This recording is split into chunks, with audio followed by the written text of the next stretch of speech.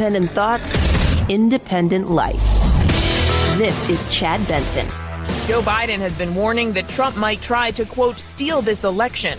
His campaign says they won't let it happen without a fight, assembling a massive election protection program prepared to challenge any threats to the voting system in court, saying in a statement they'll, quote, combat any attempt by Donald Trump to create fear and confusion with our voting system or interfere in the democratic process.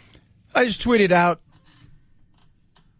we get it. It's Trump versus Trump, right? Nobody's enthusiastic about Biden. And we're going to talk more in depth about Biden, what's going on with him.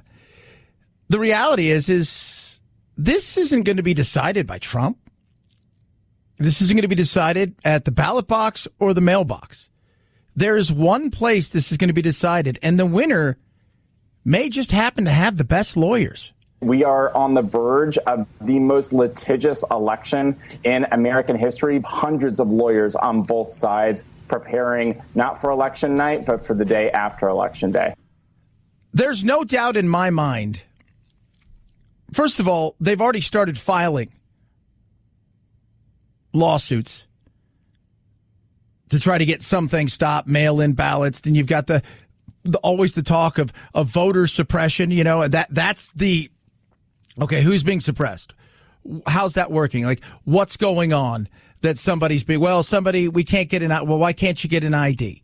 There's always something that, you know, they're making it harder to vote. We should make it easier. I agree. We should make it easier. Right? We shouldn't just make it so, just mark an X and walk away. We don't even care who you are. But we need to make it easier. But the reality is this election is about the lawyers. That's how litigious this is. Hundreds of lawyers on each side, across the country, state after state. Supreme Court, notwithstanding, do you know how many lawsuits are going to head to district courts across the country before the thought process? What's the Supreme Court going to do? Because it's not like Florida. Florida with Gore and Bush, it was one state. We weren't talking about California and Texas and Iowa and Wisconsin and Arizona and New York and all. We are talking about so many states. It is going to be mass chaos. On the night, I think Trump will win. By the weekend, I would be shocked if he's not behind, potentially by a lot. One other conversation I keep coming back to is one I had with Stacey Abrams, actually. She's a former Democratic gubernatorial candidate in Georgia, and she's been working on voter suppression. And she said to me that the easiest way to commit voter suppression is to tell people that their vote's not going to count. And I wonder if that's largely what the president has in mind. If he can keep telling people, don't trust the system, you're not sure it's going to work, is the result that people say it's not worth trying. And I think that that's something that we all kind of need to guard against. If you tell people that their vote doesn't matter, when we know their vote has always mattered. Absolutely. And by the way, if you listen to the president say your vote doesn't matter and you say, well, I'm not going to vote, then you're an idiot. Stop trying to protect people because they're like, well, they say my vote won't count. That's on you at that point. That's on you. There's always been this thing, growing up in California, that by the time California, the results started coming from the West, it was pretty clear, even though there was time to get to the polls, that, X had won or, Y. And that was always it. But you know what? You go, you vote. Because it's not just about the president. So many things you're voting on that night in your city, in your state, your municipality, your counties. It's crazy. For years, I voted Republican, I voted Democrat, I voted third party. But in California, there's only one way it goes. Never stopped voting. Ever. But if somehow you're sitting there and you're listening and you're saying, well, the president says my vote's not going to count, so I'm just not going to vote. That's on you. Really is. This is part of the problem with we're trying to protect everybody from themselves. This is why we have to have warning labels on everything. Everything. 323-538-2423 at Chad Benson Show is your Twitter. Tweet at us. Text the program as well. Another night of unrest in Louisville. Better, though, than the night before. About 24 people were taken into custody on Thursday into Friday, far fewer than the 127 arrested on Wednesday night.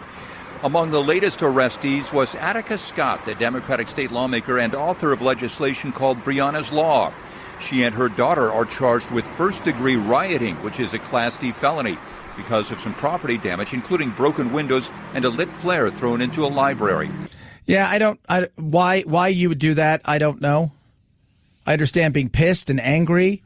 You didn't like the outcome, and this is the debate that is going on right now. People are like, well, they're guilty. I said, well, first of all, you're innocent until proven guilty. Secondly, it's not murder. It's a tragedy. I said that. Well, they should be tried for murder. So what happens, is it you just want a trial?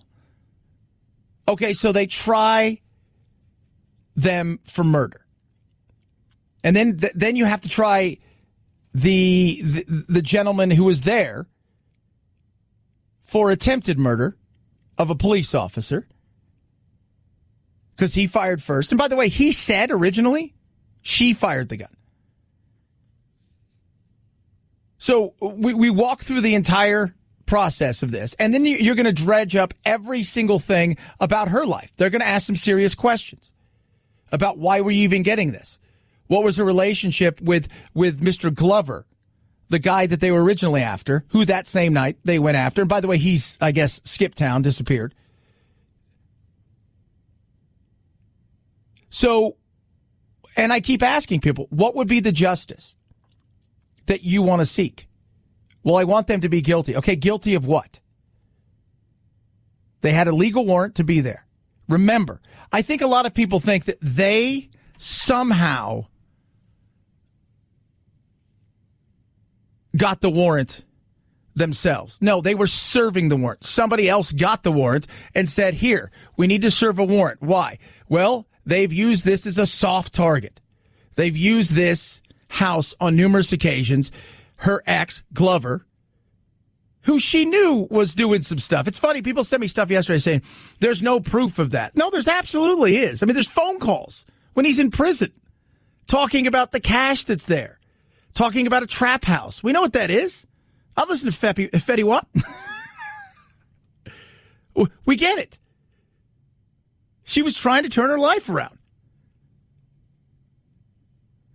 Zero problems. Get your life turned around. What happened was a tragedy, not a murder. They didn't go there to kill somebody.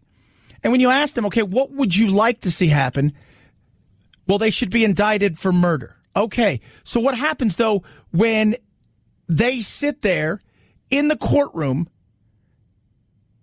and the jury goes, not guilty? Well, that's not fair. Because you can't prove they went there to kill her. Are we asking our police now, if you're fired upon, don't fire back? If you're fired upon, take it. Don't serve warrants anymore. I'm curious. Like, what would you like to see happen? I get you're pissed, you're angry. I think this entire thing was a perfect storm for a tragedy, and that's what it became. But when you want to talk about what you would like to see happen, and your response is, it's murder, they should go to jail. Well, they'll have a trial, and nobody's going to convict them for being police officers doing their job, and in doing their job, being fired upon, and them firing back. Because if that's what everybody wants now is, Hey, police, if we shoot at you, you're not allowed to shoot back. Guess how many cops you're going to have? 0.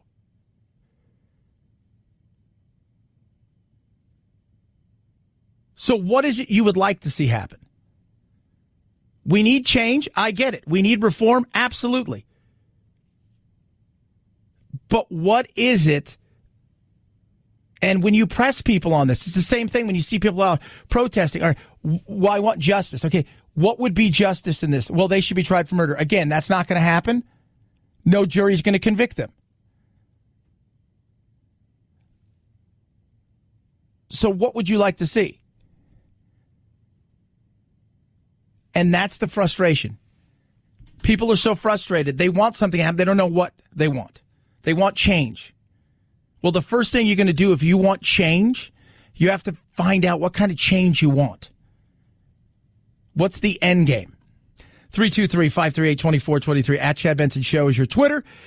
Tweet at me, text the program. Hope all is well with you. Happy Friday. A lot of stuff to get to. We'll talk more about Joe Biden because I don't know if you guys are aware of this, but interesting in the way that he's handling this. I mean, the joke has been he's hiding Biden, but if you really start to know how much he's just not doing, it is having people, even on the left, starting to question what's going on.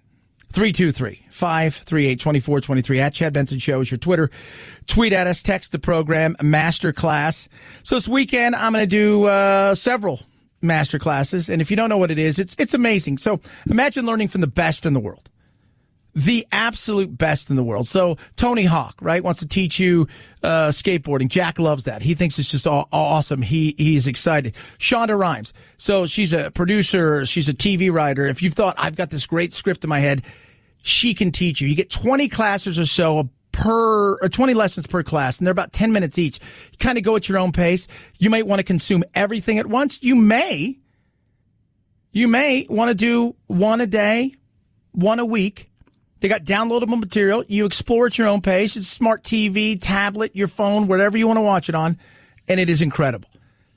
Every one of the classes is supported by materials, workbooks, exercises, recipes, and more because you can learn how to cook. What are you waiting for?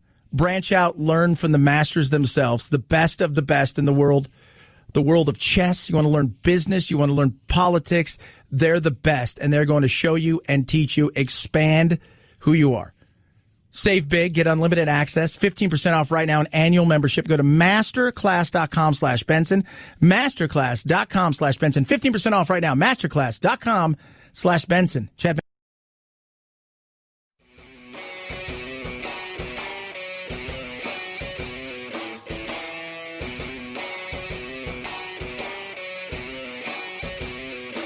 Being antisocial sucks. Hang with Chad's friends on Facebook, The Chad Benson Show. And if you just need some alone time, head on over to Twitter at Chad Benson Show. Either way, we can't wait to meet the real you. We were committed to make sure we had the full 6 weeks of ramp-up time that was recommended by the Football Oversight Committee, even though we've got some schools that have been working out up till now. I think the feeling was we wanted to make sure all teams before the first game had the opportunity for that recommended full 6 weeks. I think we've all seen injuries in the NFL, college football, where maybe some of the processes and the preseasons were shortchanged, and consistent with our commitment to health and safety. I think that was an important principle. I say the other important principle that was articulated was moving forward together and avoiding competitive imbalance of certain teams starting earlier, having a bye, others not. Come week 2, certain teams coming off of already having a game under their belt, other teams not. Larry Scott, commissioner of the Pac-12, they will kick off their season in early November, and they will have a conference championship game on, I believe it's the 18th of December. 6 games plus a conference championship game, and that's it. So total for 2 teams, 7, 6 for others. I think they more than felt pressure, but I also think they looked around and said, all right, well, here's the deal. The SEC is doing it. The ACC is doing it. The Big 12 is doing it. The Big 10 is now back doing it. We're going to be stupid if we don't do this. We're one of the Power 5 conferences, and we're probably the least powerful of the Power 5 at this moment in time. I think the thought process is if because both them and the Big Ten are having their games on December 18th and 19th, their championship games. And the reason for that is because on December 20th, the college football championship will be announced, so the playoffs will be announced, and their hope is that they'll get in one team into the playoffs. It's not happening for the Pac-12. But they are playing, and I think there was a lot of pressure. But I also think they took a step back, and they said, well, hold on a second. You know, we've got things that we can do now, and we're seeing it with the other teams across the country, which is testing. And they can do it daily, and they're going to be doing that. And I think they also wanted to ramp up because there's other things. Let's not remember, while football is big and it is huge, there is the other story, which is the other sports, including basketball. In addition to football, men's and women's basketball are going to be able to resume their seasons with the rest of the country on November 25th. And our other winter sports, which include men's and women's swimming and diving, women's gymnastics and wrestling as well. So just to be clear, this was a decision about sports in total. This was not a football decision. But it really was. It was really, here's what it is. I'm going to say it. It was a football and men's basketball. College basketball cannot stand another year where there is no March Madness. Financially, that would be devastating. It would be. And the schools and the conferences would have to start giving back money. They don't want to do that. So, yeah, this was a big decision when it came to whether or not these teams are going to play and these conferences are going to play. And I think they did it right. You know, I mean, they should have done it 2, 3, 4 weeks ago, had maybe 8 or 9 games. The reality is, though, they're going to play. All 5 conferences are playing. They're young. They're all healthy. They'll be tested on a daily basis. I think we'll be fine. 323-538-2423 at Chad Benson Show is your Twitter. It says the Chad Benson Show.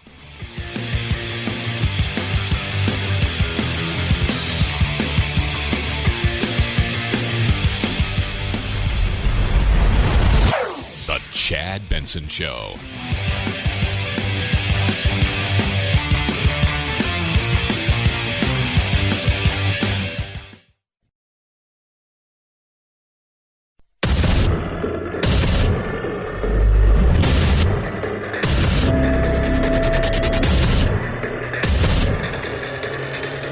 Independent thoughts, independent life. This is Chad Benson. The name that seems to be at the top of every list is Judge Amy Coney Barrett, who sits on the 7th Circuit Court of Appeals out of Indiana. So she is a Scalia clerk. She was a law professor before she became a federal judge. She is a darling of the Federalist Society and of the conservative legal movement. Lawyers I know in Chicago who have argued before her say she's really, really smart. And I think a combination of staunch conservative views and credentials, and a very compelling manner that I think will make her difficult to successfully block at confirmation. Yeah, and Trump is going to announce her, if it's her, this weekend. And that conservative view is something that they can't stand. They're going to challenge her on the fact that she is very Catholic. What? Yeah. And I was talking to my uncle last night because I'm like, I think people think like the day that it happens that she's announced, and then if she does get through, which there's no reason why she shouldn't. It's hard. I mean, on her merits, she should get, well, this isn't fair, Chad, because I get what you're upset about, but here's the way this goes. They've got the Senate. Mitch McConnell controls it. He decides what happens there. The Democrats, when they had it, they did the same thing. Absolutely. So there is nothing else. He is going to announce it. And it's funny, Trump talked about it. Let me ask you the one simple question.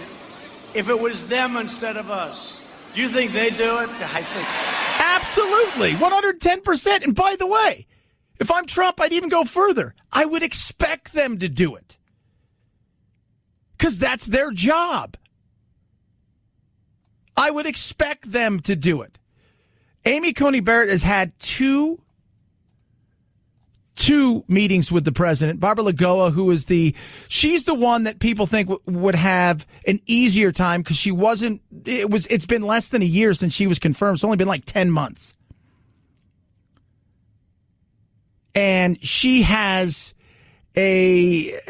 some bipartisan support, a decent amount from the Democrats, where when you look at Amy Coney Barrett, it was kind of what you saw with vote-wise, what you saw with Kavanaugh, and that's because of her views. She is about as conservative a sitting appeals court judge as you will find. She has cast votes during her just 3 years on the Seventh Circuit that make clear that she holds an extremely expansive view of the Second Amendment, so would likely vote to strike down gun regulations. She seems to have even a more expansive view of the Second Amendment than Justice Scalia, her old boss, who wrote the Heller decision that identified an individual right to keep and bear arms in the Second Amendment. She has cast votes that I think reflect a deep skepticism of Roe versus Wade and the constitutional protection for abortion. And that's a big thing for women. Remember, look, here's the thing. Abortion's never going away. Even if she voted, even if it got to the court and she voted, the fact is there's a good chance that Kavanaugh and everybody else that you would think, well, the conservatives have to go, would not want to take it up and would either kick it back down or would say, no, you know what? We're keeping it the way it is. This is it. We're keeping it the way it is. It's always been, to me, look, I look at everything as a states' rights issue. That's the way we were built. What's your state? You don't like the state you're in? Doesn't jive with how you view the world politically? There's other states. You see that now. People in California and New York are saying, yeah, I don't want to be here anymore.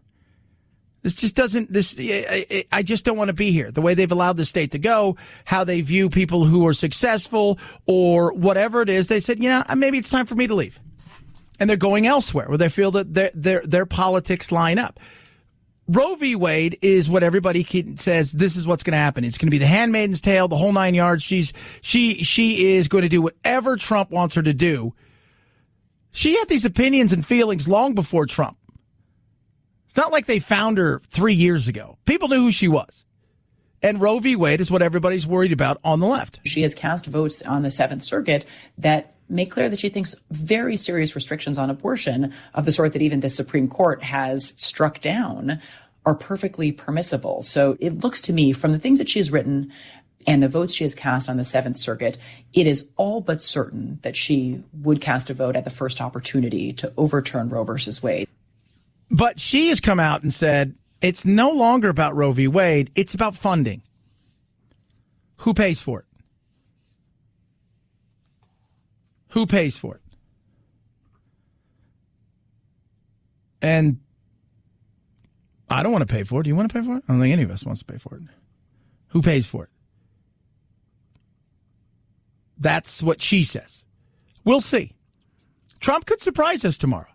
Either way, the two ladies that he's seriously considering at the top of the list, Barbara Lagoa and Amy Coney Barrett, both of them are very young. Very young. Barbara Lagoa is 52, and I think Amy Coney Barrett's like 42. And with her, it's generational. Potentially 3 decades with her on the court. 323-538-2423 at Chad Benson Show is your Twitter. Feel free to tweet at us, text the program. Love hearing from every single one of you. Breonna Taylor, the death. I'm asking people today, what would you like to see happen? What do you think the right thing would have been? Again, we don't know what's in the files for the grand jury. People are asking, can we see those? Kentucky's governor echoing calls for Attorney General Daniel Cameron to release details of the grand jury report. It's about trusting the people of Kentucky. I trust them. That if they have all the facts, the evidence, and maybe some explanation if needed, that they can process it. Cameron so far has refused, leaving many to question the investigation's findings and putting the spotlight on Cameron himself. Well, I'm black, and I speak for the entire department. The 34-year-old is the first black attorney general in Kentucky's history, a Republican, whom President Trump has called a star.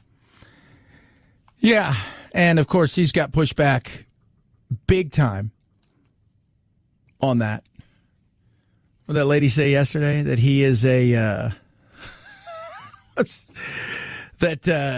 he is skin folk but not kin folk because he doesn't have the same thought process. That to me is always amazing. It's like, if you don't believe what I believe, but that's the world we live in now with if you don't believe what I believe, if you aren't in step with every single thing that I believe, then you're not part of something. You're not black anymore. You're not black. Oh, you're gay and you vote conservatively? Well, then we had to take your gay card away. It's insane to think that. It is. But that's the world that we live in. We live in, and it's getting worse, and it's getting far worse out there. Is it on the right? At times it is, but it's nowhere near where it is on the left. It is nowhere near where it is on the left. And I'll tell you what, it's to come out and have somebody say that is I just find it to be, if you're thinking different than me, then you're not in the club. That is nuts. That is absolutely insane. 323-538-2423 at Chad Benson Show is your Twitter. Tweet at us, text the program. Love hearing from every single one of you. So, Joe Biden, I found this to be very interesting. Obviously, he and Trump are getting ready to throw it down. Trump, yesterday, Florida. Somebody said, he won't do well at the debate. I said, I think you're wrong. He'll do fine. He's going to do fine. They'll give him a big shot or something, and he'll go out there. He'll have a lot of energy. He'll have energy. He'll be like Superman for about 15 minutes. All jokes aside, there's some serious questions. 9 times this month, Joe Biden didn't do anything. 9 times this month, he was done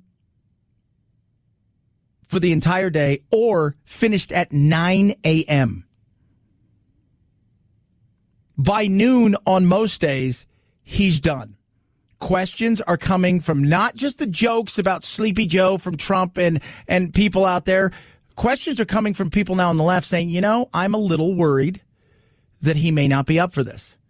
I have some thoughts about maybe, just maybe,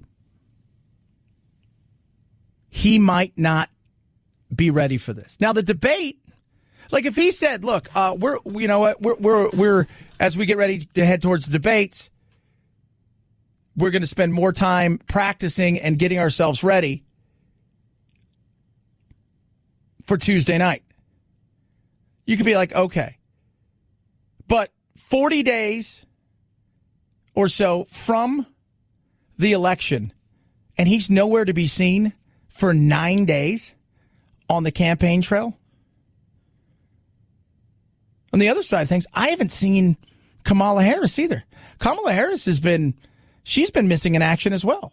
You can say a lot about Trump. Yesterday, so we get all of our sound bites and stuff, and we look through stuff. Yesterday, I'm looking, it was like Florida, North Carolina, D.C. You look at Trump, he's all over the place. Yeah, he's president, but he's going.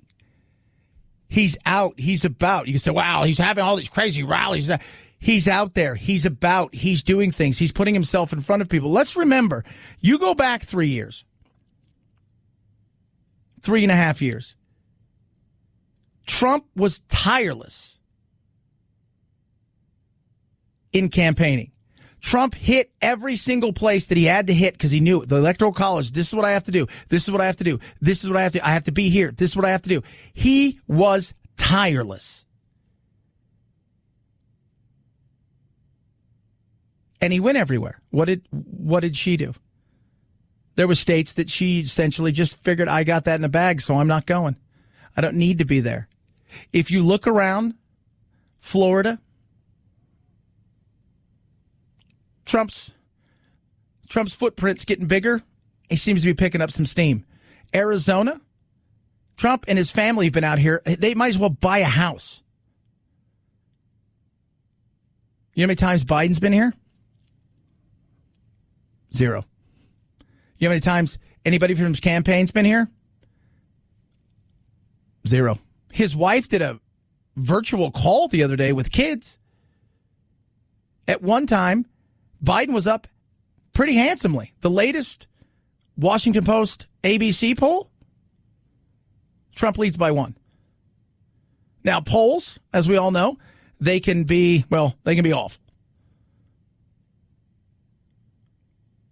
But Trump seems to be closing some gaps, which was once a 10-point lead now feels to be a 5-point lead. What was once a battleground state where it looks like Biden was in the lead, it's now neck and neck, or Trump is in the lead. What was once something where everybody, I think, started asking questions, that how much is Biden going to win by, people are starting to say is, you know what, he may not win this thing. 323-538-2423 at Chad Benson Show is your Twitter. Tweet at us. Text the program. Love hearing from you. It is pretty interesting, though, right? It's like 9 times you just don't show up. If you were training for a fight and you took 9 days off in a month and a half before the fight, people ask serious questions inside of your camp and the other camp as well. I don't know. Maybe he is going and working on it every single day for hours and hours and hours. Or maybe the strategy is let's just do all we can to limit exposure. Raycon, best earbuds around. Love my Raycons. I do. Absolutely. When I play golf, maybe I'm just chilling and I want to relax for a little while. It just doesn't matter what I do. I just love them. They're E25s. You get 6 hours of talk time. So tomorrow's a perfect example of what I'll do. I'm going to go out mid-morning, early afternoon. I'll probably play 27 holes of golf, and I'll put my Raycons in, and they'll last the entire time, no problem. Nice noise isolating fit, absolutely fantastic sound quality, and there's no stems, there's no wires. So when I'm out there swinging, guess what? They don't fall out, and I don't always have to adjust them. Put them in once, and I go. Normally you'd spend $200, $250 for earbuds like this. You're going to save big, 15%, and they start well under $100 right now. Get your Raycons at buyraycon.com/Chad. Buyraycon.com/Chad. Buyraycon.com/Chad. Chad Benson Show.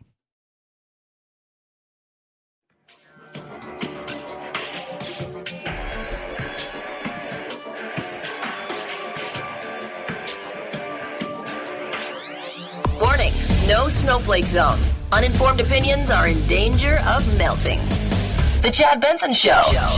Yana, I'm a freak. The host and musical guest set for the season premiere of Saturday Night Live, Chris Rock, will front the show with Megan Thee Stallion performing. It'll be Rock's 3rd time hosting and Megan's debut appearance. The show will be back in studio this season, premiering a week from Saturday. No more at-home version. And Jim Carrey is expected to make his debut as presidential candidate Joe Biden. That should be interesting. We'll see how that goes. So they're coming back. I want to see, well, if you want to do Joe Biden, just don't show up. Joe Biden. That is weird, though, right? Like, just doesn't show up. That is so, just, he's not there. Like yesterday, I think he was on a morning show, Joe Biden was. Like a morning zoo type thing. You know, he's been on Charlemagne the God, but it's just, you know, Cardi B's interviewed him, but the press is asking questions about, like, hey, when are you going to allow us to have an interview with you? And what does that even look like? The press has this disdain for Donald Trump, and yet this love affair with him. Because he moves the meter. And a lot of people, if Donald Trump goes away, right? So Donald Trump goes away. He loses, decides, I did my thing. I'm over it. You know what I'm doing now? I'm going to head off, go enjoy myself in Florida and a few other places. I'm going to play golf, and that's it. Let's say he goes and does that. The media, not just journalists, but the media has to cover Biden. No offense, media, you're not entertaining. I don't care if there's offense there, you're not. For a lot of people in my business, people I know, it's who you're covering and what he's doing that has driven some of your ratings. Before Trump, you were on fumes, and you got a Trump bump. What if Trump leaves? Because you haven't gotten better over the last 3 or 4 years. In fact, you've gotten to the point where all you have done is cover one person.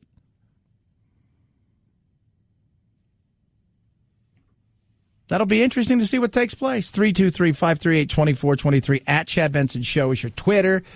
Tweet at us, text the program. Love hearing from every single one of you. Text the program, Chad Benson Show TV. That's the old thingy-mababa there we like to call the YouTube. Check that out. Posting more videos in the coming days and weeks. So glad it's Friday. A little golf this weekend. Maybe watch a movie or two. A little bit more golf. Watch a little football. Last night, Minshew let me down. Jacksonville. The stash got beat by the beard. Chad Benson Show.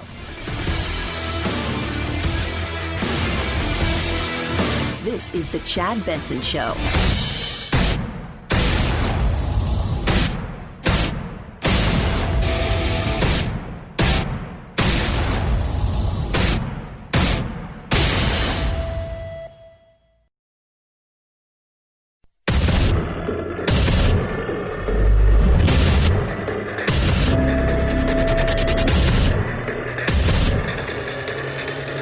Independent thoughts, independent life. This is Chad Benson. The battle. It's going to be a battle, too. Tuesday night, big debate. First one, Trump believes he's got the chance to deliver a knockout blow. He's going to have to do something. He's behind, but he's going to have to do something. But he is making up in the polls in a lot of places. In some polls, not so good. One thing I do know is this is an ugly election that is ending up in one place: the court system. We know that Congress ratifies the eventual vote from the electors. But look, this would not be the first time that the country has, in its 200 years, has really had to grapple with this system of the Electoral College. And it really gets back to fundamentally the fact that we don't run a national election. We run 50 state elections, and that leaves room for a lot of messy. Yeah, absolutely. How messy? Very messy. It is going to get ugly. It is going to get nasty. Already they're flinging their arrows, if you will, at each other, saying he, they, you cheat, that cheat, you cheat, I cheat, you cheat, we cheat, you cheat, everybody cheating. Joe Biden has been warning that Trump might try to, quote, steal this election. His campaign says they won't let it happen without a fight, assembling a massive election protection program prepared to challenge any threats to the voting system in court, saying in a statement they'll, quote, combat any attempt by Donald Trump to create fear and confusion with our voting system or interfere in the democratic process. Yeah, so there's that. So suppression, you're interfering with the voting system, Trump, mail-in votes, this is what's going to happen. It's going to be ugly. You've got all of these things going on that you guys are trying to do. There's ballots over here that shouldn't be over there. Some people were mailed ballots twice. Look, everybody's trying to steal the election. They're also building themselves up for the disappointment that if they don't win, they can always say, well, I'm not quite sure that I lost. It's not going to end on the night. The only way I see this ending, if you will, on the night is if Biden absolutely at the polls of the night, at the ballot box that night, beats him handily. Because absentee, maybe split, but mail-in ballots, it's a chance that Biden's going to win. And I've talked to several big Trump supporters. I said, what would make you say on the night or that it's over? And they've all said the same thing. If Trump loses and he loses big on the night, then then to me that signals that he's lost.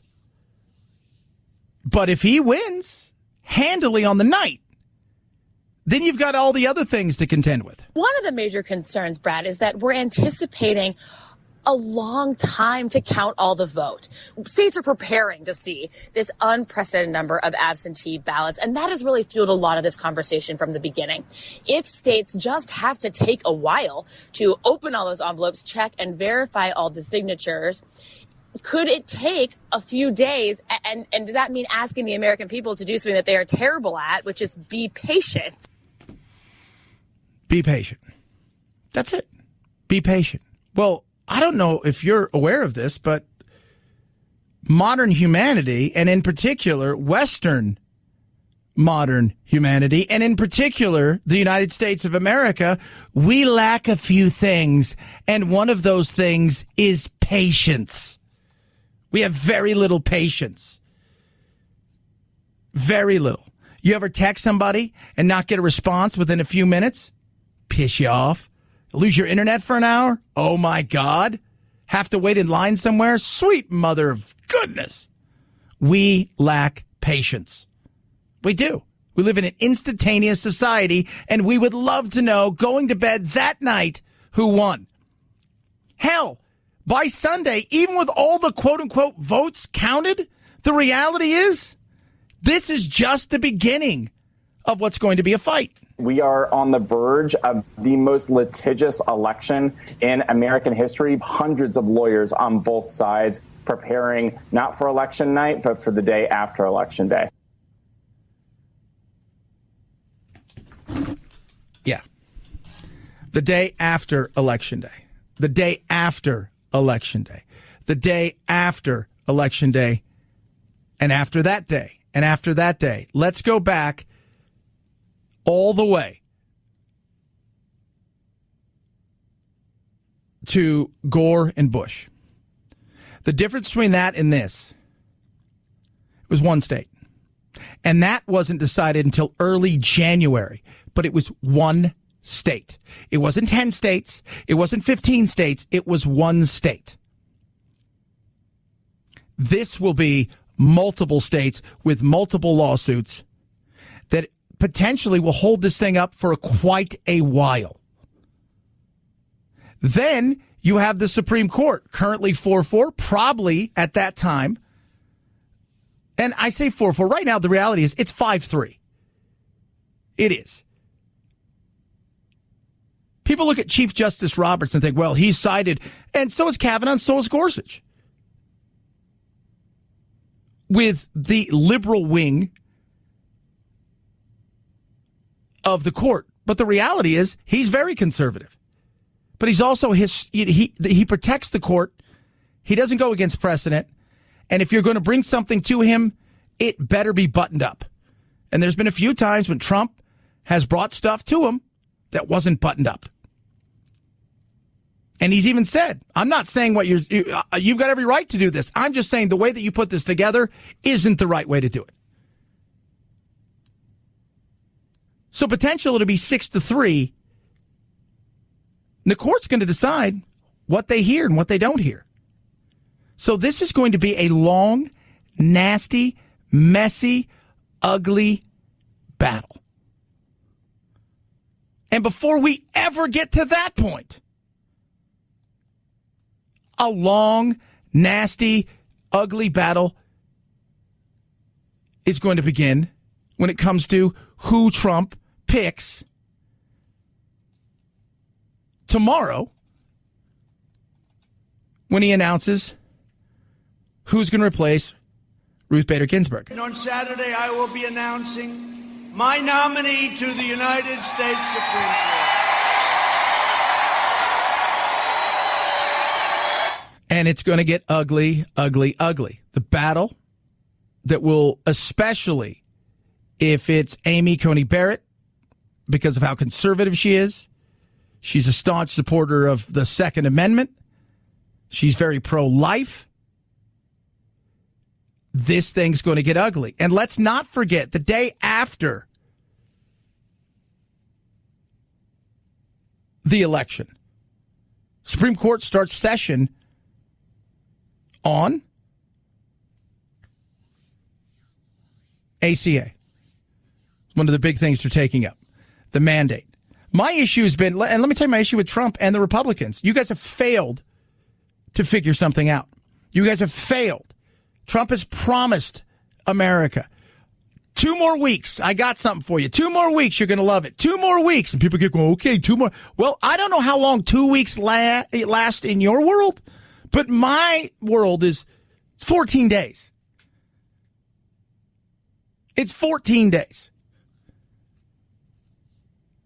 And people are nervous. People are nervous for a lot of reasons. Some people don't like the mandate. Some people, want this thing gone.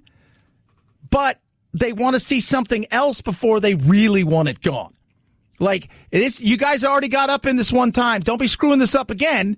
And as we all know, what happens when politicians get involved in many things? They turn it into politics, and along the way, it gets screwed up even more. So it's hard to trust anything they say. And the Republicans, well, they don't have a great record on this. People are looking around saying, I'd like something better. You've said you're going to give me something better, but I'll hold on to what I have right now, and I don't want to lose it because I don't trust you because the proof's in the pudding, and right now you're telling me you've got great pudding, although I see an empty bowl. So either provide the pudding and we'll go from there, or let me go with the dessert I have at this moment in time. 323-538-2423 at Chad Benson Show's your Twitter. Tweet at us, text the program. Love hearing from every single one of you. Rough Greens.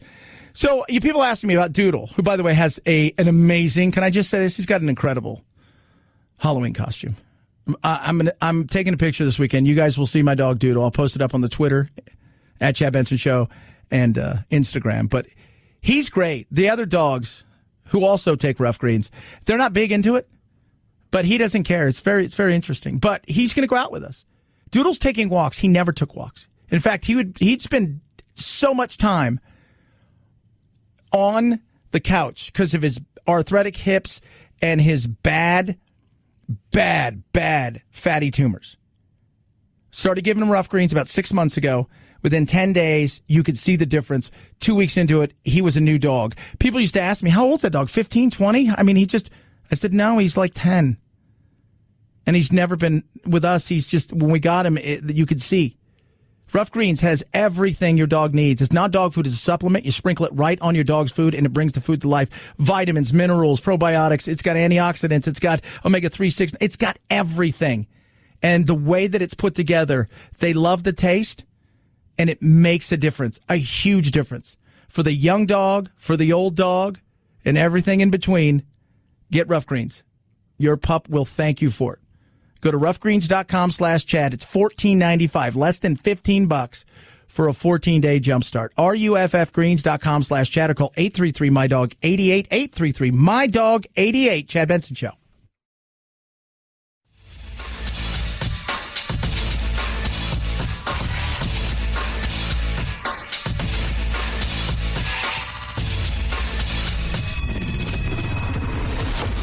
The Chad Benson Show, where we reach across the aisle and occasionally poke someone in the eye. 5, 4, 3, 2, 1, 0, ignition, liftoff.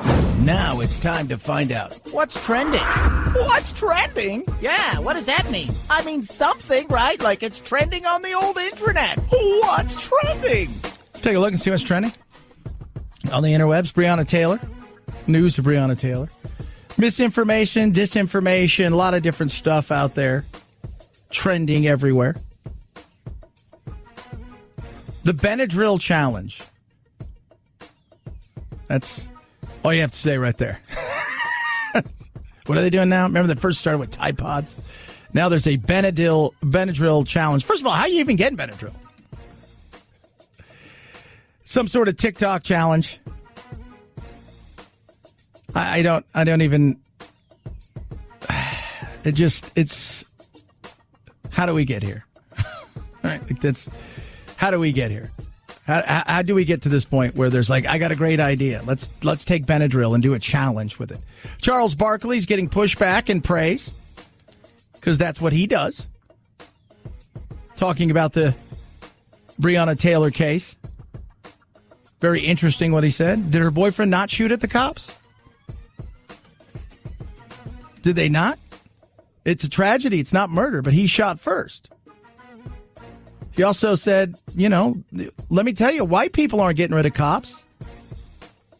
Black people are. Who are you going to call? Ghostbusters? And, of course, how dare you? Lindsey Graham. By the way, he's in some serious trouble, and yesterday it did feel like he's begging for some money. Think it's going to be a tight race for him. He may lose it. I think I go and look over there at Susan Collins. She may lose hers. I think Mitch will survive, but this is the time where the Republicans are going to struggle in the Senate. We're going to talk to Jim Kennedy, Kennedy Institute of Public Policy Research, about that coming up in a bit, because they have to defend a lot more seats than the Dems do. And in 2 years, that'll change. Head on over to the magical world of Twitter. Ruth Bader Ginsburg becomes the first woman to lie in state at the U.S. Capitol. Aaron Sorkin's trending. The trial of the Chicago 7. A lot of people are saying it's really good. Very interesting. I've seen it. And Sacha Baron Cohen plays Abby Hoffman. It does look really interesting. The Deftones are trending. They're a band. For those of you who don't know, they got a new album. Albums, kids, we call them albums, but they're not albums. They're just digital. You can buy an album. In fact, I think this year, if I'm correct, vinyl is outselling CDs, but the download's where it's at. So Charles Barkley did speak. He is getting a lot of pushback. And was he wrong? Just bad the young lady lost her life. But, we do have to take into account that her boyfriend did shoot at the cops and shot a cop. So, like I say, even though I'm really sorry she lost her life, I don't think that we can just say we can put this in the same situation with George Floyd and Ahmaud Arbery. I just don't believe that. Right. So that, automatically was pushback, because that's what happens. But then he went on to talk about defunding the police. Fools on TV talking about defund the police and things like that. To really be careful when I hear these fools on TV talking about defund the police and things like that. We need police reform and prison reform and things like that. Because you know who ain't going to defund the cops? White neighborhoods and rich neighborhoods. So that notion they keep saying that, I'm like, wait a minute, we just going to leave, who are black people supposed to call? Ghostbusters? When we have crime in our neighborhoods, we need police reform. But like I say, white people, especially rich white people, they're always going to have cops. So we need to stop that defund or abolish the cops crap. Yeah, that's just, he's right. Yeah, and I know, like, people get, oh my God, no, but it is true. We see people out on the streets, but in certain places in this country where crime is high, you need better policing. You need to put more money in there. Because what helps grow a community, first and foremost, is safety, which means people want to invest in that community. Jim Kennedy, Kennedy Institute of Public Policy Research, joins us. We'll talk about RBG, her replacement, the debate, and the Senate. Chad Benson Show.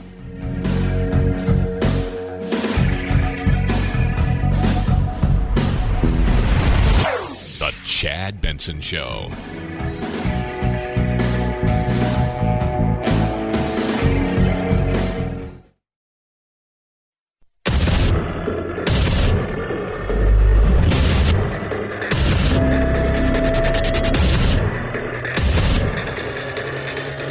Independent thoughts, independent life. This is Chad Benson. The name that seems to be at the top of every list is Judge Amy Coney Barrett, who sits on the Seventh Circuit Court of Appeals out of Indiana. So she is a Scalia clerk. She was a law professor before she became a federal judge. She is a darling of the Federalist Society and of the conservative legal movement. Lawyers I know in Chicago who have argued before her say she's really, really smart. And I think a combination of staunch conservative views and credentials, and a very compelling manner that I think will make her difficult to successfully block at confirmation. Yes. Probably will be. And even if she wasn't, didn't really matter because Mitch seems to have the vote. Joining us now, talk about politics and everything else, our good friend Jim Kennedy, Kennedy Institute of Public Policy Research. All right, Jim, two people, Barbara Legal and Amy Coney Barrett, although I think she's interviewed with the president twice already, and I don't think Barbara Legal I think she's had one interview with him. It just feels like she's the one, and she's also the one that strikes terror and fear into every liberal's heart. Yes, absolutely she does, yeah. She, in fact, has already been, shall we say, warned by Dianne Feinstein because of her Catholicism and her deep dogma within her about her Catholicism. So we'll have to see if she is chosen. It really is going to be interesting to see what the Democrats are going to want to do as far as, do they want to sit up there and attack a woman or another woman, because it's probably going to be one of the two women that you mentioned who's going to be selected. And is that going to play politically for them right now as far as going after these candidates or these nominees, because the Democrats aren't going to want to obviously, let them go easily. It's funny the times we live in because of the contentiousness and the divisiveness. Ruth Bader Ginsburg was approved on a 96-3 Senate vote. I'm pretty sure that either one of these nominees is going to win or lose on a party vote. That's going to be pretty much, like 53-47. I think we've probably seen the last days of almost unanimous consent in Supreme Court judges going forward. Yeah, and you say that because for her circuit court, I think it was 53-46. I think somebody abstained or some of that nature. I think that's what it was. But Barbara Legal, she got through quite easily. I think it was like 83-17 or something like that. And that's why a lot of people are saying, you take both of them are worthy candidates. They're both young. One's 52, the other one's in her early 40s. So you're looking at a situation where you're still talking anywhere between 20 and 30 years. They're probably going to sit on the court. So you look at this and you say, okay, that's interesting. But I think the one he really wants is Amy Coney Barrett. I think the one that some Republicans are like, it's going to be tough for the Democrats who just voted with her, many of them, not but 9 months ago, to blow her out of the water now. And that will be interesting. Like you said, not only is she a woman, she's a woman who's got of Latina descent. She's from, her parents were from Cuba. They escaped there. She's conservative, but not like Amy. Amy Coney Barrett is extremely conservative. Yes. And, Barbara is the quintessential American success story. You come from Cuba. Your children grow up, they become successful judges. But the thing about her is she would be an interesting pick right now politically. I would think she's probably the politically more expedient pick. But yeah, but Amy Coney Barrett would be far more on the conservative side as a pick. But do you really, picking, it really is, what does Trump want to do? Is he looking at this politically and thinking, I pick up votes with Hispanics and in Florida by picking her versus picking Amy Coney Barrett, and I just pick up conservative votes I've already got. So it's going to be interesting to see how he's looking at this. Because, while it's politically important for him for the next 40 days, like you said, this is someone who's going to sit on the court for the next 30 years probably. So you're going to see which way he goes with this. Talking to Jim Kennedy, Kennedy Institute of Public Policy Research. All right, Jim, let's move to the debate Tuesday night. Biden's been, he's quiet, which we already knew. He's disappeared 9 times this month, where he's done really virtually no campaigning. And in some days where he was, they pulled him back by noon. Questions are starting to arise even from the liberal media on top of regular media that is he up for this thing? Is it a less is more strategy? Because as we all know, Obama said it privately that, like everything gets out, hey, if anybody can blank this up, it's Joe. Are they taking the less is more approach, or is there more to this? I think they are just simply scared to death, and they're doing whatever they think is their best strategy to get them through this. This is one of three. Now, of course, they've set expectations so low, provided that Joe doesn't start screaming squirrel or ask for ice cream on the stage, they're going to call it a win. Because he stood up there for 90 minutes, he answered questions, and he didn't say anything incredibly crazy. That's what they're going to take as a win, which means the Trump campaign literally is going to have a very high bar to jump over for them to call this a win for Trump. But it's going to be 90 minutes, no commercials, and there's going to be, I believe, 6 different topics they're going to be talking about. So they're going to have a various, 6 different topics, 90 minutes. You got about 15 minutes per topic and no commercial breaks. So that's going to be interesting. Now, this is the same length as the debates were previously. So it's not like they're any shorter. At first, when I looked at this, I thought they might have been cutting the debates down by 30 minutes, but they haven't.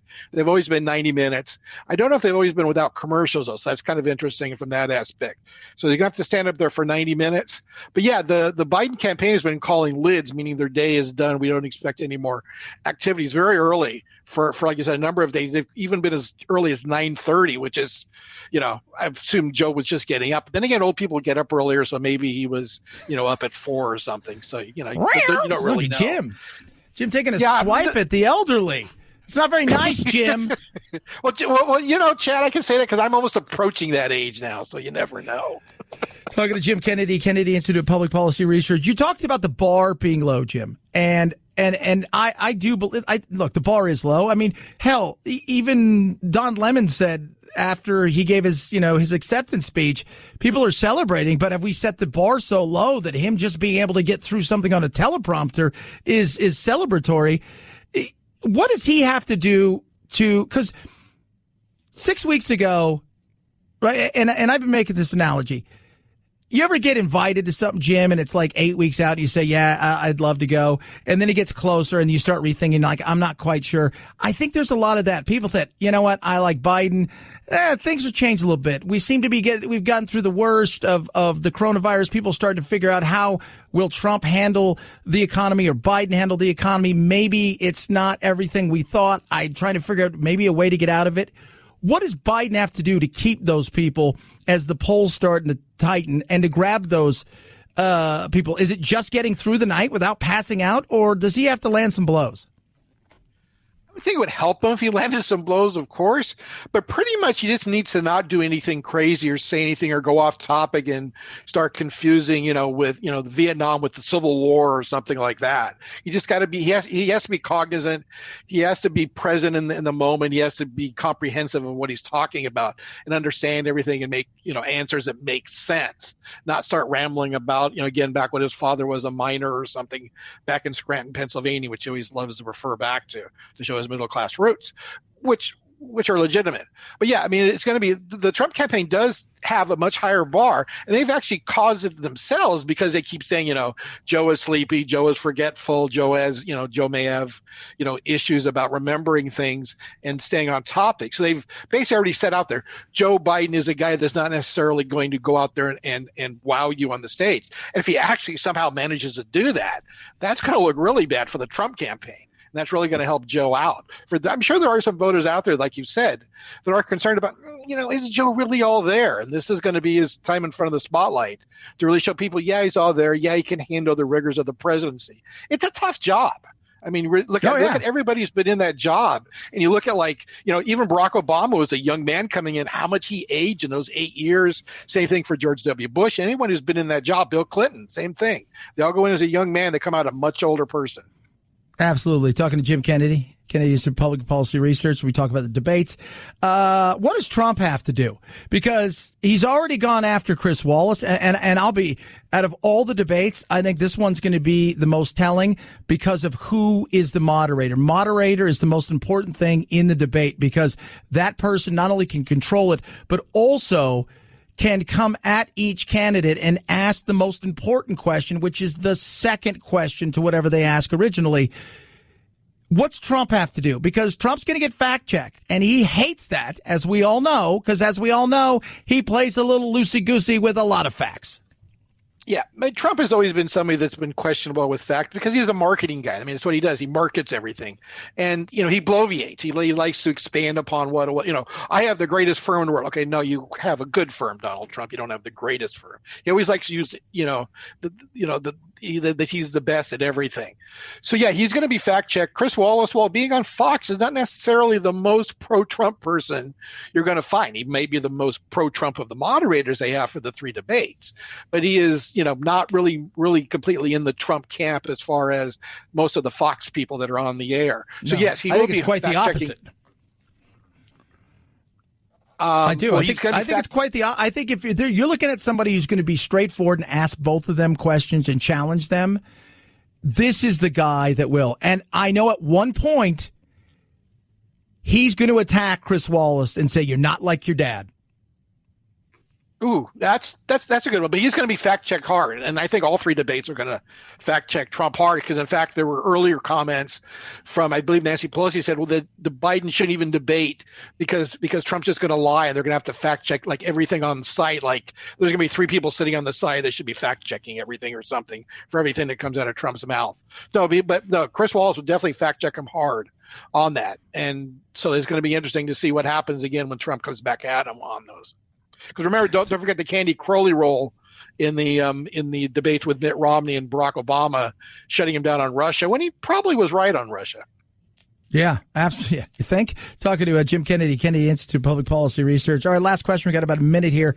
The Senate, I believe, is up for grabs. Lindsey Graham seems to be begging for money. You've got McSally here in one poll is pulled close to Mark Kelly, but the other polls, she's down anywhere between 7 to 10 points. I think it's closer, but I don't think she's in the lead. And you've got some, Susan Collins and a few other ones. They've got the most to defend, the Republicans, and they have the most to lose. What is their chances of losing the Senate? The chances of losing the Senate are, I would say, probably about 50-50. Right now, there's 7 toss-up races that I've been looking at. And based on the numbers, Republicans have to win 3 of those 7 to get to 50-50, which means Mike Pence sets up a cot and starts living in the Senate cloakroom because he'll be there for a lot of tie-breaking votes. If they can pull out 4 of the 7, then they'll be up 51-49, so they have a little bit of breathing room. But yeah, unfortunately, though, Mr. Graham is actually one of those seats that should be leaning Republican, so he shouldn't be in as much trouble as he's in. He's in he's in South Carolina, and he's been well liked down there for many years. But that's one of the states that the Democrats have targeted. I think both parties have targeted your Arizona race for basically going after from the various campaign committees. But yeah, Susan Collins probably isn't getting a lot of Republican support because she's always been kind of on the fence as a Republican. She's a very moderate Republican, and she's one that doesn't always vote with the Republicans.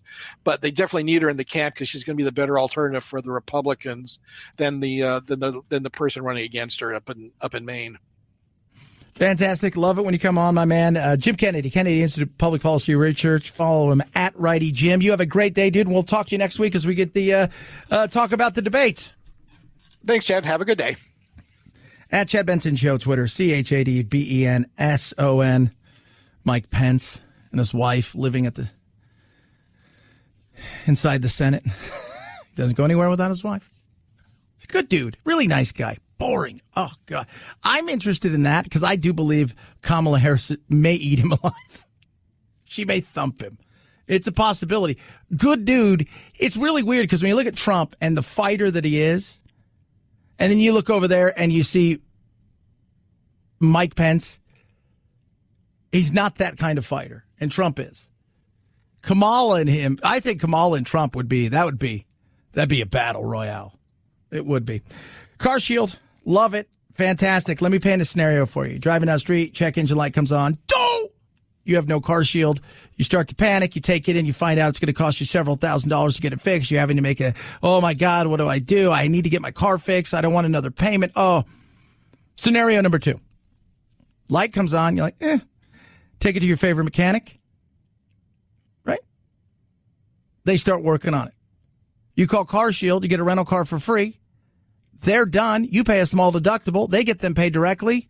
It's a win for you. You know what's protected? Not only your car, but your wallet. Car Shield is amazing. Call 800-CAR-6000. Use code Benson to save 10%. Tell them exactly what you're looking for when it comes to your vehicle, what you're worried about most. They've got plans that start as low as $99 a month. CarShield.com, promo code Benson saves you 10%, or 800-CAR-6000. Use the promo code Benson to save 10%. A deductible may apply. Chad Benson Show.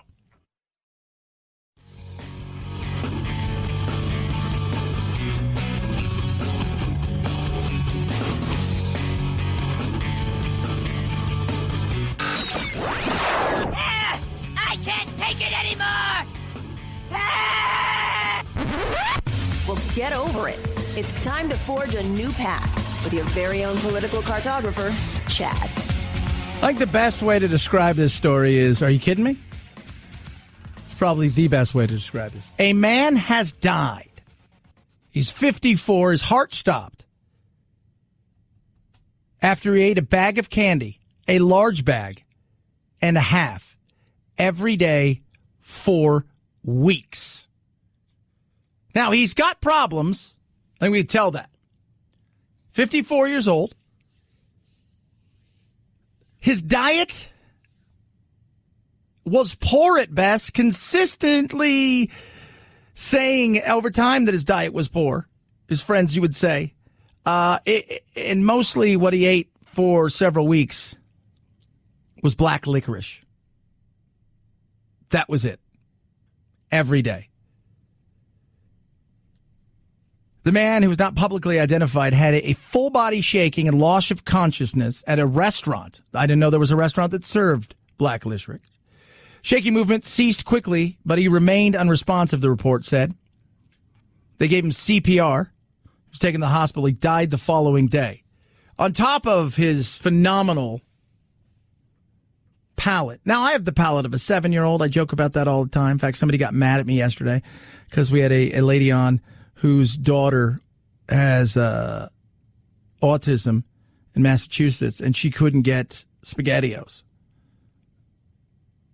And I was joking with her like that. She sounds like she eats pizza and SpaghettiOs. I'm like, that's my diet. But this guy, I mean, he makes all of us go, well, he smoked a pack and a half cigarettes a day for 36 years. He had a history of heroin use and untreated hepatitis C. I think the real question is, how did he live this long? That was my question. Right? Like this guy has been running and running and running at this. By the way, the FDA warns that eating just 2 ounces of black licorice a day for 2 weeks could cause arrhythmia or irregular heart rhythm, especially for people who are 40 or over, due to the glyceric acid. Glycerin. So don't do that, is what they're saying. 323-538-2423. Text us at Chad Benson Show, Twitter. It's the Chad Benson Show.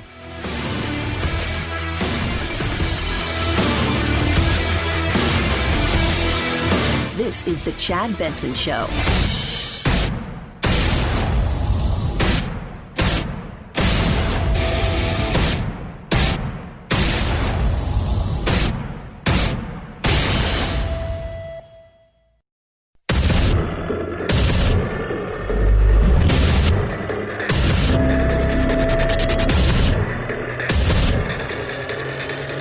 Independent thoughts, independent life. This is Chad Benson. Joe Biden has been warning that Trump might try to, quote, steal this election. His campaign says they won't let it happen without a fight, assembling a massive election protection program prepared to challenge any threats to the voting system in court, saying in a statement they'll, quote, combat any attempt by Donald Trump to create fear and confusion with our voting system or interfere in the democratic process. I like the election protection.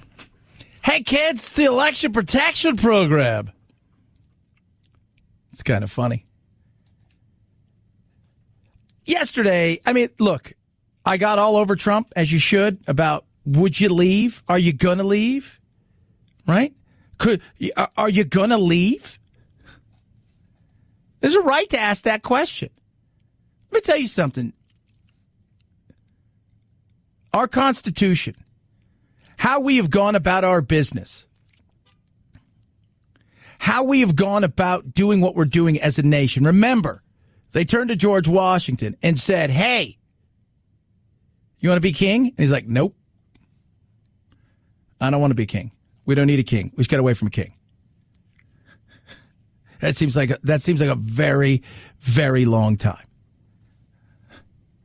Want to do this? I'm going to go home. The thought process of Trump even hinting at that is a big turnoff for me. If you lose, and look, there's no question, and we're going to get into it, how ugly this is going to get. And I tweeted out a little while ago, Trump versus Trump is who's going to decide who you vote for. But your vote at the ballot, your vote in the mail, will not be who decides this race. The lawyers will. Who's ever got the best legal team. And just to give you guys, a little history here when it comes, you've got a lot of lawyers that came from Obama's team on Biden's team, and you've got Trump and all of his group, and there's tons of them. Both of them kind of suck at the Supreme Court. In an 8-year period, Obama was the worst. Trump is behind him in his 3.5-year period. But the thought process, whether you're trolling or not, and you think it's funny about a peaceful transition of power, that's a no-go. Growing concern after the president refused to commit to a peaceful transfer of power if he loses the election. We want to make sure the election is honest, and I'm not sure that it can be. I don't know that it can be. We have to be very careful with the ballots. The ballots, that's a whole big scam. Democrats on the attack. That may be what his friend Putin does in Russia. You are not in North Korea. You are not in Turkey. You are in the United States of America. It is a democracy. Yes. Our democratic republic, our way of life. You're not an emperor. Period. Case closed. You're not. You're not an emperor. And I was pissed. Do I think at times he trolls? 100%. Do I think at times he says stuff that energizes his base, but he also knows he goes in the other room and he laughs and he giggles? Do I think at times there's some strategery involved because he can change the storyline in a second because there is the media that covers him hair on fire? Yeah. I think we all understand that. Yet at the same time, let's understand this. There's some things you go, you know what, step off on that. Somebody asked me yesterday, what if Trump refuses to leave because he's lost? And I said, well, then we need to remove him. It's just this. That's not the way it goes. Sorry. That's insane. And the loss? Well, like I said, this is going to be one of those situations where who knows when that loss may come, because it's going to take a while. And if it takes a long time, and if we end up in a scenario where you have teams in tough legal battles about how to go back and check all those signatures or which ballots are getting rejected because the postmark wasn't clear enough, could this process go on and on? And at what point, who calls time? Yeah. Let's go back to Gore Bush. Get in the Wayback Machine. Gore Bush was one state. It was Florida. They weren't debating Ohio. They weren't debating Michigan. There wasn't Wisconsin in the bunch. They weren't debating any. It was one state. It was one state. You're going to have many states. The legal teams on this are absolutely huge. We are on the verge of the most litigious election in American history. Hundreds of lawyers on both sides preparing not for election night, but for the day after election day. And the day after that, and the day after that. So Gore v. Bush, hanging Chads, Gore v. Bush, one state.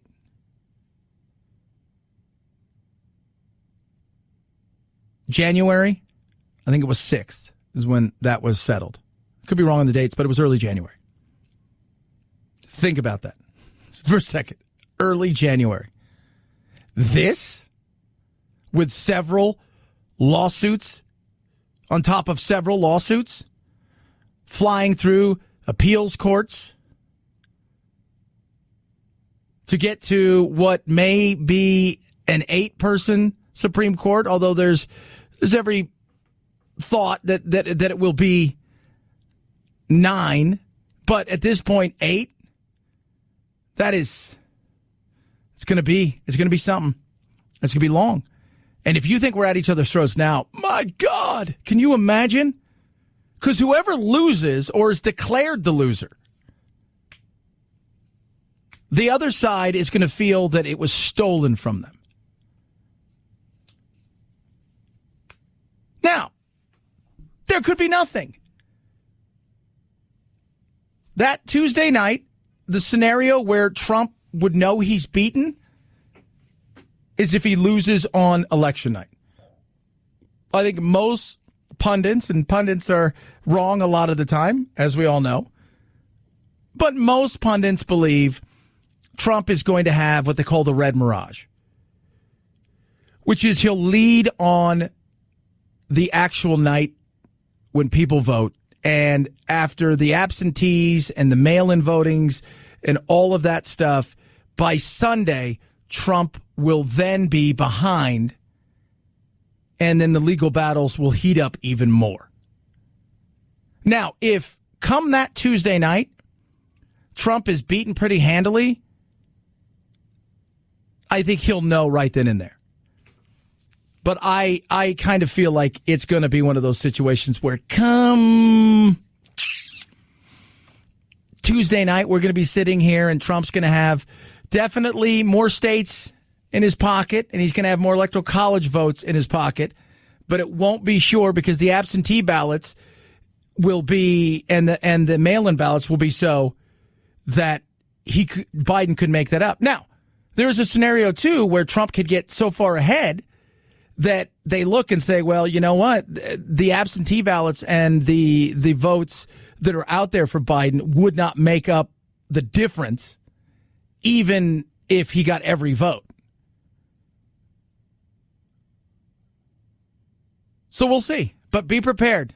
If you think that night it'll be over, whoo, no. 323-538-2423 at Chad Benson Show's your Twitter. Tweet at us. Love hearing from each and every one of it.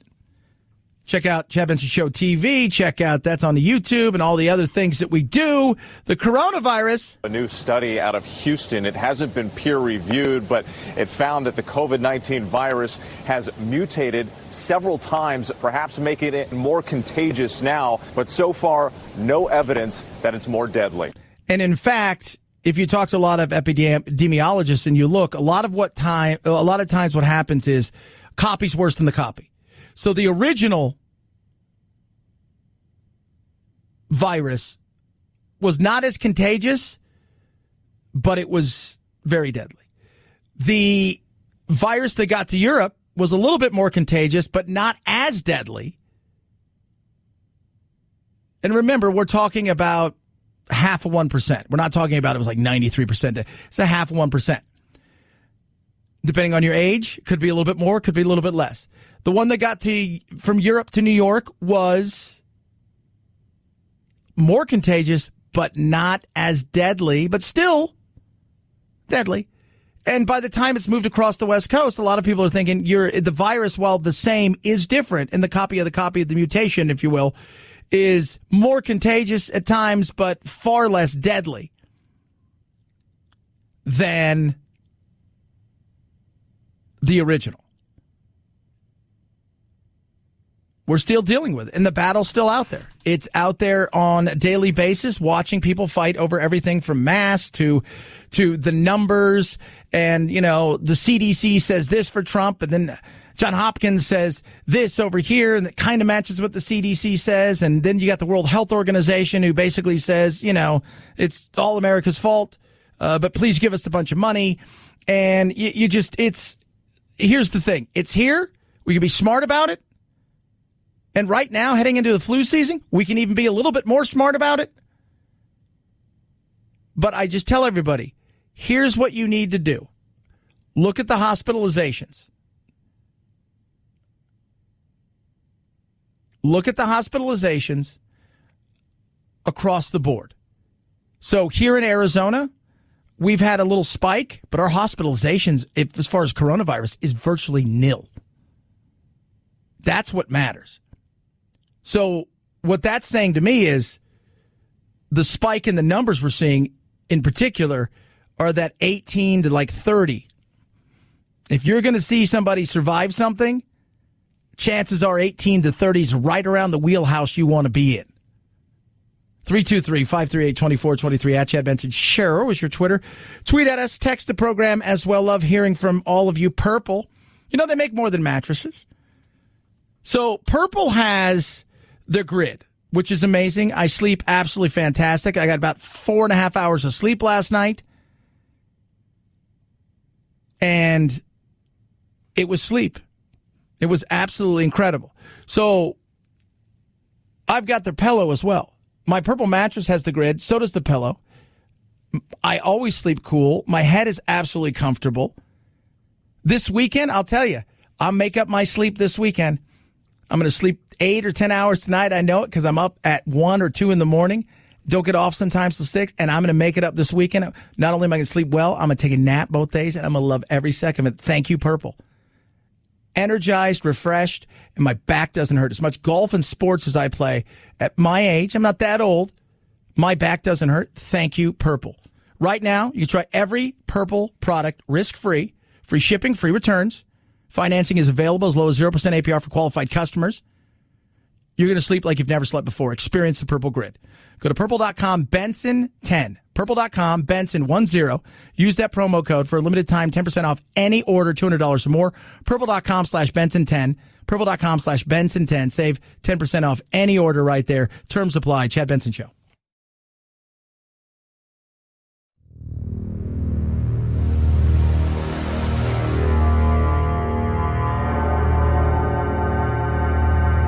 Take a fake news break. Check out the really important news of the day at our website, ChadBensonShow.com. Once there, click on Chad's free podcast and get real. The Chad Benson Show, where truth and the American way live. Print free. This honor of lying in state in the Capitol, all part of recognizing that her story is the best of our stories.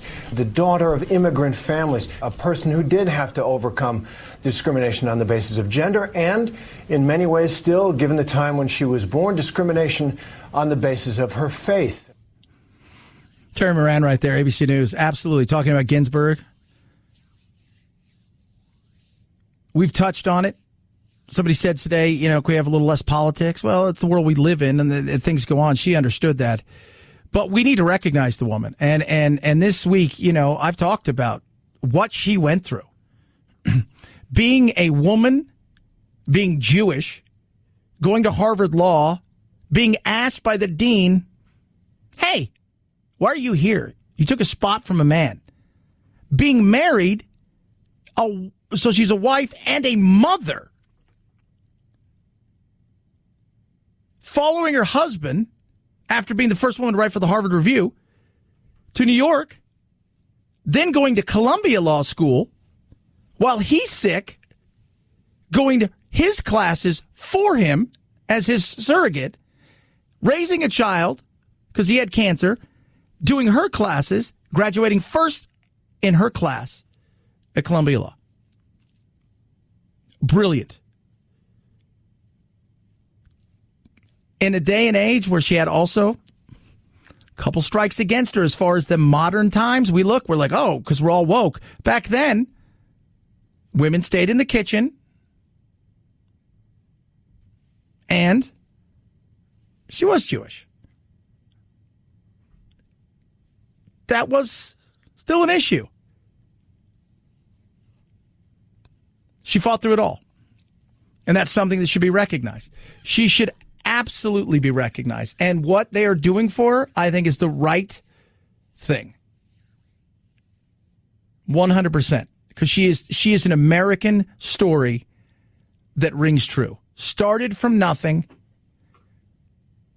and built herself up to be, well, something that was huge. A phenomenon, and some people say something even more. She struggled with that, but she, in the end, embraced it, and in a kind of a quirky way. I think back to those images of her in her office, and she had on a mantle these bobbleheads of her. And boy, did she become a cultural pop sensation in our country. She did. She did. She learned the notorious RBG. And for a lot of people out there, they hate everything about her because she was pro-choice and the way that she interpreted the law. And you know, some of the stuff I saw is as bad as what they did to Scalia. And it shows, I think, the lack of empathy and humanity. And I think part of that is because, and I think men, women, whatever you identify as human beings, I think face to face, we have some empathy. A lot more. But I think when it comes to the social media world, it is so easy to fire off something negative. Because there's no conversation to have, and there's no repercussions. Chad Benson Show.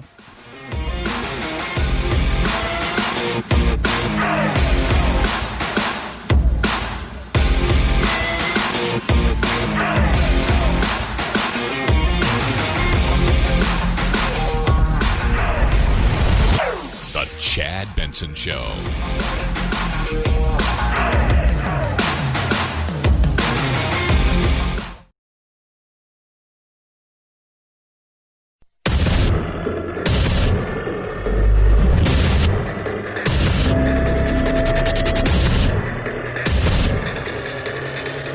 Independent thoughts, independent life. This is Chad Benson. More questions about that search warrant that led the 3 officers to Brianna's apartment the night of March 13th. Authorities have said they believed a former boyfriend of Brianna's, an alleged drug dealer not living in her home, was using her address for trafficking. But he was already in custody before officers arrived to her home, and drugs were never found in the apartment.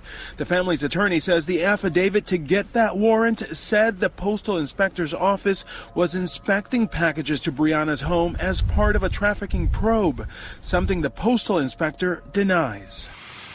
Did they? Didn't they? Did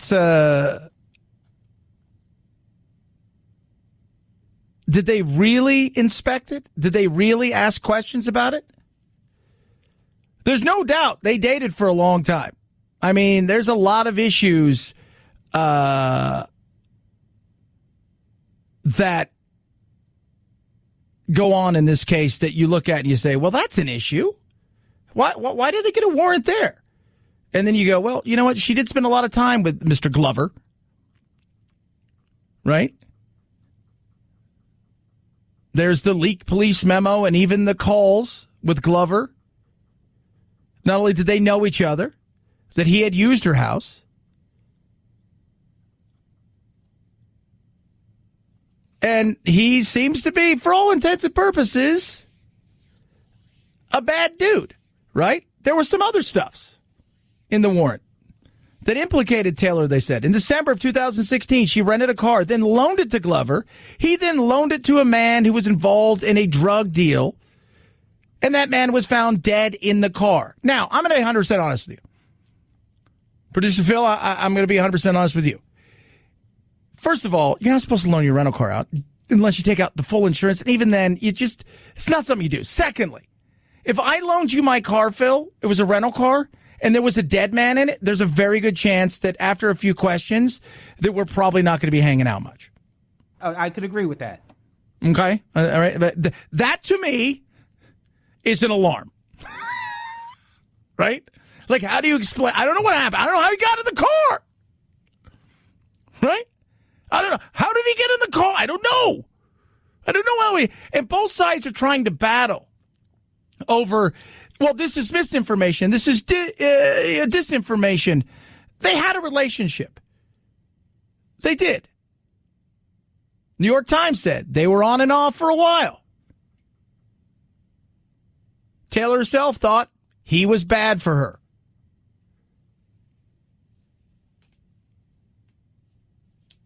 He'd been in and out of jail for a long time. She paid his bail more than once.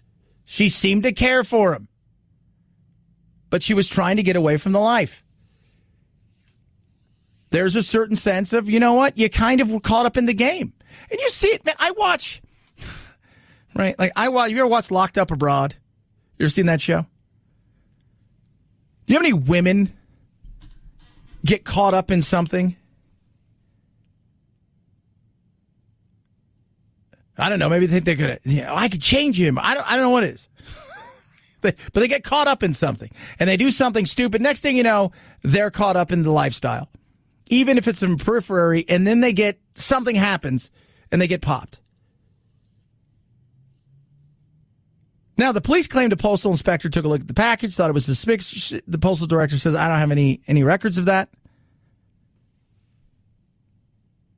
But then there's also some other stuff. Now, Glover said Taylor had no involvement in his drug dealing.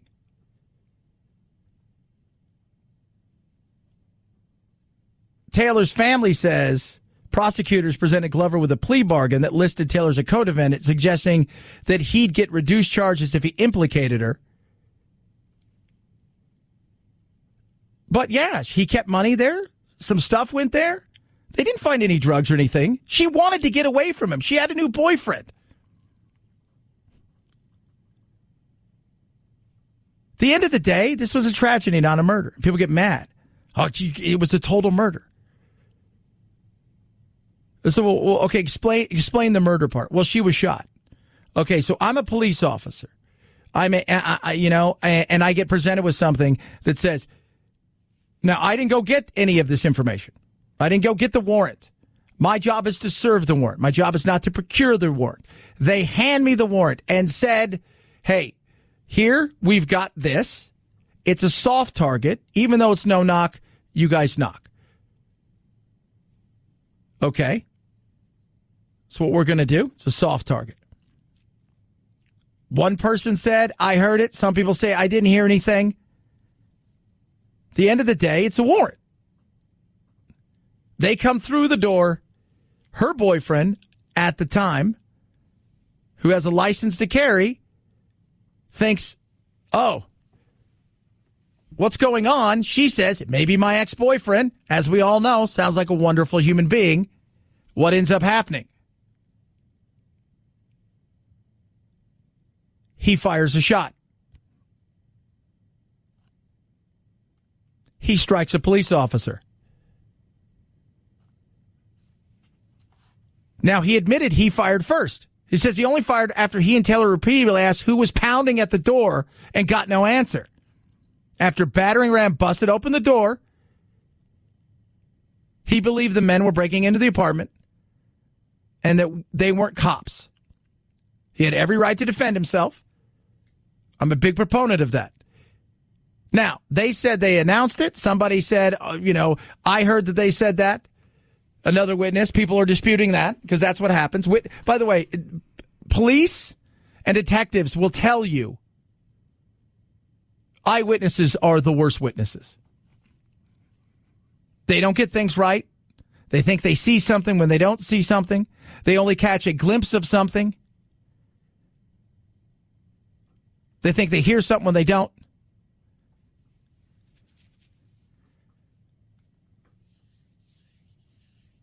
So this was an all-around tragedy. That's what it was. Walker, by the way,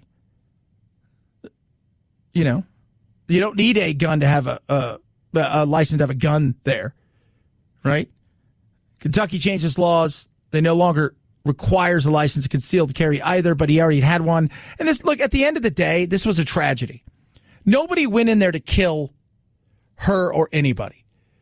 As a cop, and they said this, chaos ensued. Once the firing began, they fired back. It wasn't the OK Corral kind of thing that you see that lasts, 45 seconds or a minute. It was quick. This wasn't like heat.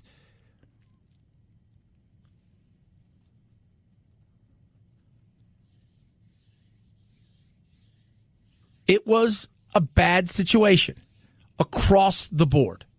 But it wasn't murder. It wasn't. And some people want to make this like George Floyd. And that's a tough thing to do. We saw that happening. Saw it on film. We saw the entire thing take place.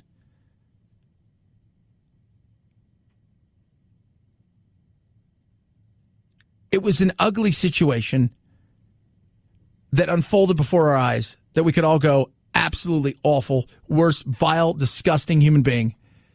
And he's going to get what's coming to him, I believe, in his trial. This, much more complicated. But if you think the intent was these guys woke up and go, we need to go shoot this lady after one of your guys gets shot. And by the way, the chaos was only beginning because they also show that they called for an ambulance and the ambulance got lost, the rescue and fire, then couldn't get into a certain gate, and the cops are yelling, just drive through the damn gate. The whole thing was a disaster and a tragedy. I don't know what happens from here. It's awful. The family, as everybody knows, is devastated, as they should be. And then you've got the ensuing fights and riots that don't help anybody. And it's not, and we've seen unrest for how long? This week. What are they expecting in places that aren't Louisville? A continuation of unrest. Police in Portland say they're doing everything they can to be ready for dueling left and right-wing protests planned for midday Saturday. Organizers of the events have called on people to gather only a few miles away from one another. The police chief says his department will do everything possible to keep everyone safe. In August, a man was killed during protests in Portland. That's from George Floyd. That's been going on that long. Now you've got dueling issues. You got the Proud Boys, apparently. And you've got what went on in, you got Minneapolis, you've got Kenosha, and the things that have gone on there. Here, you had a couple nights of unrest. Last night was better. And I think, from what I'm hearing on the ground, and we've talked to a few people on the ground out there, that you've got a lot of people in Louisville who are making this about Breonna, making this about having their voice heard, and also doing what they can to stop outside forces from coming in. And you're not going to always be able to do that because people have the right to express themselves. But as we all know, once it gets dark, things seem to change.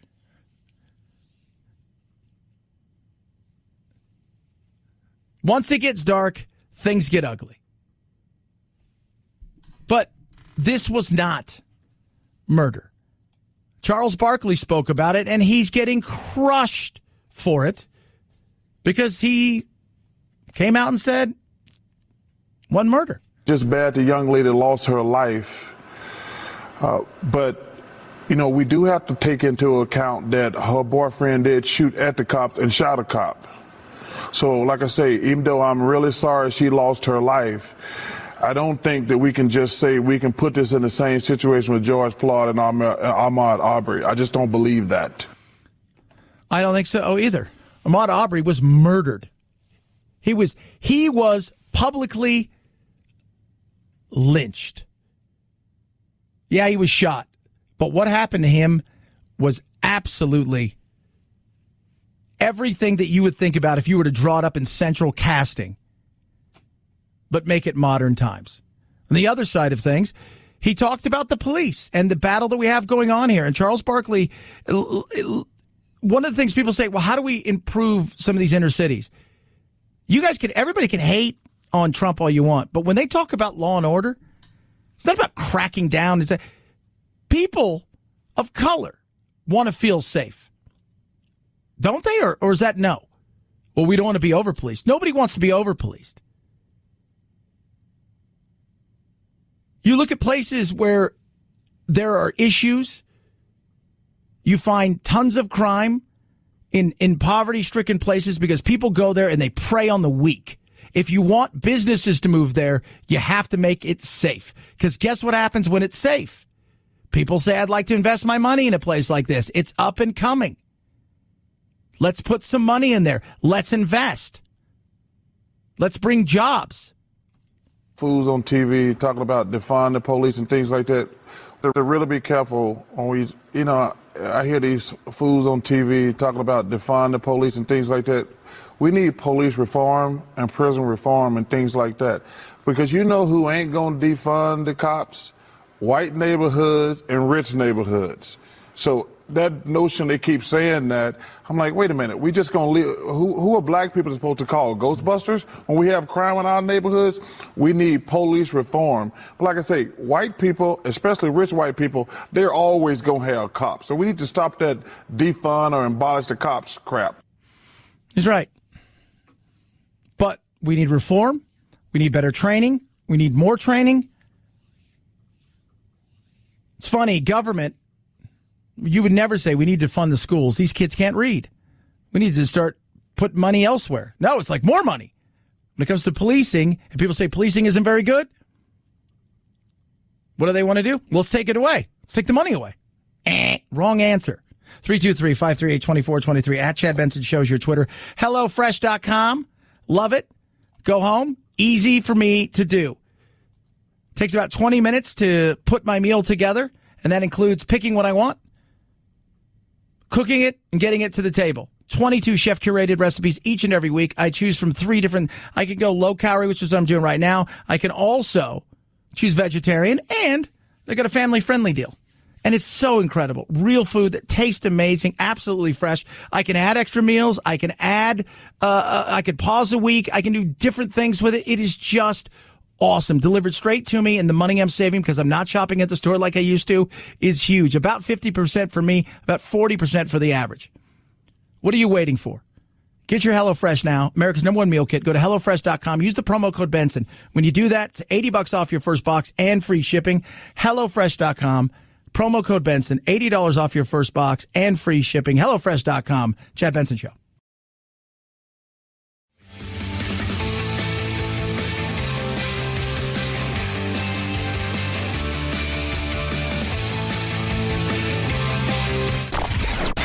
I'm so tired. I'm exhausted. If you're part of the politically exhausted majority, don't fear. Your time to be validated and rejuvenated is here. Wake up. It's the Chad Benson Show. James Comey's story has gotten a lot of attention over the last few years, but Jeff Daniels says you're going to learn stuff from the Comey rule. We're steaming towards an iceberg. The rock and a hard place thing that Comey found himself in, that I think will be new information regardless of what you remember. The film covers Hillary Clinton's email investigation in part 1, then Comey's time serving under President Trump, and Daniels hopes it'll influence voters. I think it can have an impact on the 20% in the middle who have voted Republican their whole lives, but they believe in decency, civility, and doing unto others. They're not seeing that from Trump, and they're upset. The Comey rule premieres Sunday night on Showtime. Yeah, I don't think so. And watching a one-sided thing, first of all, those 20% in the middle are going to realize it's slanted, who's put this thing together, how you feel about Trump.